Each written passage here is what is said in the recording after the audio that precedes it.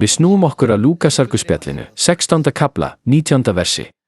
Jesús sagði þeim þessa dæmisögu: Einu sinni var maður nokkur ríkur klæddist purpura og dýru líni og lifði hver dag í dýrlegum fagnaði. En fátækur maður, hlaðinn kaunum, lá fyrir dyrum hans og hét sá Lasarus. Feginn vildi hann seðja sig á því féll af borði ríka mannsins og jafnvel hundar komu og sleiktu kaun hans.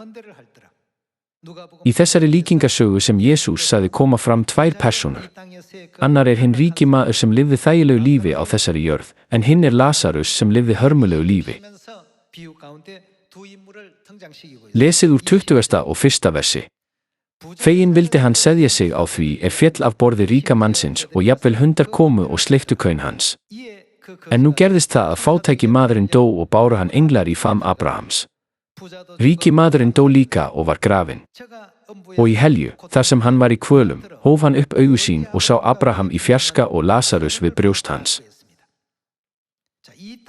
Með dæminu sýnir Jesús okkur andstæð líf tveggja persóna á þessari jörð, sem leiddi þær til andstæðra heima eftir dauða þeirra.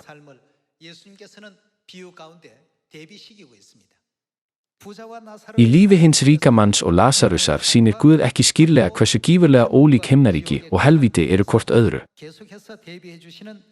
Framhaldum með 20. og 3. versi. Og í helju, þar sem hann var í kvölum, hóf hann upp augu sín og sá Abraham í fjarska og Lasarus við brjóst hans.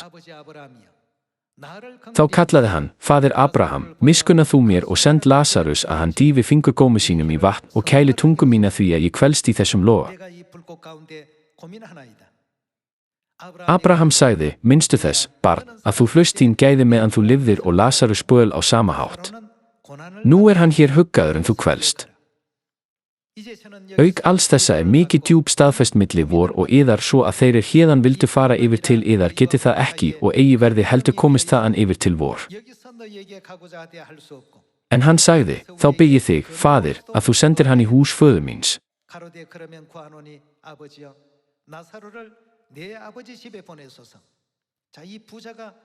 Ríki maðurinn hélt að dauði merkti endalok lífsins. Hann hafði aldrei ímyndað sér að dauði væri upphaf nýs lífs í andlegum heimi. En eftir dauðan sá ríki maðurinn að Lasarus, sem hafði liðið þjáningar í lifanda lífi, hvíldi nú í faðmi Guðs í mikilli ró. Sjálfur kvelst hann hins vegar dag hvern í lógum helvítis. Sá ríki maður bað Guð þá: Gætir þú sent Lasarus til fjölskyldu minnar og upplýst þá tilvist lífs eftir dauðan, svo að þeir komi ekki einni hingað í þennan kvalastað? Getum við ekki séð hann biðja Guðs miskunn í 20. og 5. versi. Abraham sagði: Minnstu þess, barn, að þú hlaust þín gæði meðan þú lifðir og Lasarus böl á sama hátt. Nú hann hér huggaður en þú kvelst.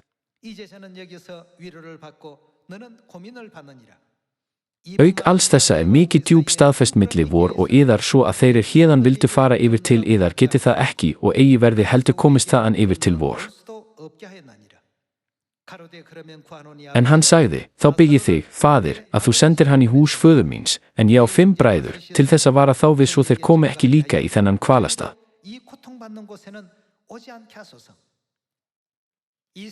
Fólk hér á jörðu veit lítið sem ekkert þann heim sem bíður þess handan við þetta líf. Þeir vita ekki hvort líf þeirra stefni til himnaríkis eða leiði til helvítis. Án þess að vita örlög sín þeir einfaldlega sáttir við þetta sýnilega og efnislega heim þar sem þeir lifa lífi sínu marklausir.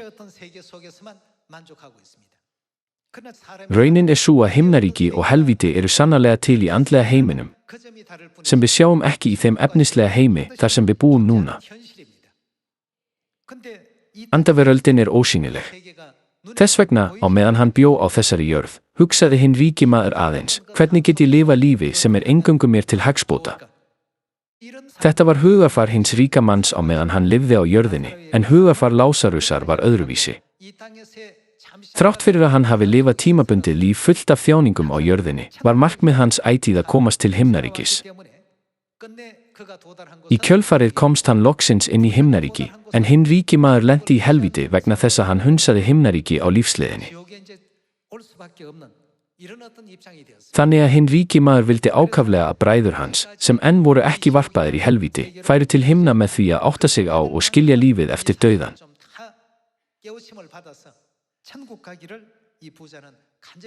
Hann áttaði sig á því að þegar dauðastundin kæmi, yrði það of seint, ekki satt. Það verður ekki lengur tími til að iðrast eða breyta gjörðum okkar. Mun verða önnur tækifæri til að koma aftur til jarðar og lifa réttri trúarlífi, hlýða öllum lögmálum, ákvörðunum og boðorðum Guðs sem gera okkur kleift að komast til himnaríkis. Nei, það getur ekki verið og það mun ekki verða. Þess vegna er hinn ríki maður svo iðrandi og örvæntingarfullur. Lítum aftur á 20. og 7. vers. En hann sagði, þá bið ég þig, Faðir, að þú sendir hann í hús föður míns. En ég á 5 bræður, til þess að vara þá við svo þeir komi ekki líka í þennan kvalastað. En Abraham segir, þeir hafa Mós og spámennina, hlýði þeir þeim. Hinn svaraði, nei, faðir Abraham, en ef einhver kæmi til þeirra frá hinum dauðu myndu þeir taka sinnaskiptum. Í 31. versi. En Abraham sagði við hann, ef þeir hlýða ekki Mós og spámennunum láta þeir ekki heldur sannfærast þótt einhver rísi upp frá dauðum. Guð kenndi Mós og spámennunum leiðina inn í himnaríki. Ef við hlustum á þá og fylgjum því sem þeir boða, þýðir það þá ekki að með því að meðtaka þá kennslu munum við líka komast inn í himnaríki.